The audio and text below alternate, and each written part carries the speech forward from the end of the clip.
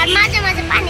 আমার খেতে আব্বার খেতে ওই খেতে আমার অনেক ভালো লাগে। রাজধানীর হাতিরঝিলে একটি অংশে স্কুল পড়ুয়া বেশ কিছু শিশু কিশোর মেতে উঠেছে কৃষিকাজে। নানান ধরনের ফল সবজি চাষ করছেন শিশুরা, যেন শিশুদের হাতে কৃষিকাজে সবুজ হয়ে উঠেছে ঝিলের একটি পাশ। আমি টমেটো চারা পালা দিচ্ছি, আবার বেগুনের চারা টমেটো আবার করলা গাছ, আবার যে সিম গাছগুলো। ইট পাথরের এই শহরে যেখানে শিশুরা মাঠে খেলার কথা, সেখানে তাদের নিজের ইচ্ছায় চাষ করছেন সবজি। আমি এখানে ওই যে এটা লাগাইছি, এটা ফুলকপি, যাতে ভালো করে ওঠে। ঝিলের পাশে খালি জায়গায় মানুষ ময়লা ফেলে নোংরা করে ফেলেছিল। সেসব জায়গা পরিষ্কার করে এসএসসি পরীক্ষার্থী সিয়াম রোপণ করেন বিভিন্ন সবজি। সিয়ামের সাথে সহযোগিতা করেন তার মা।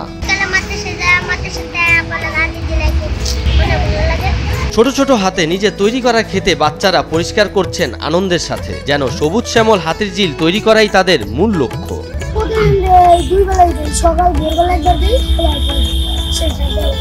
পাঁচটার দিকে আমরা 10টার দিকে দিয়ে এত রাতে আমি উঠতে পারি।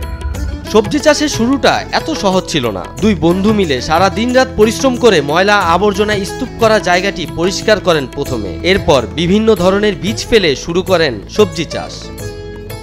সাকিব সোহান, নিউজ 24।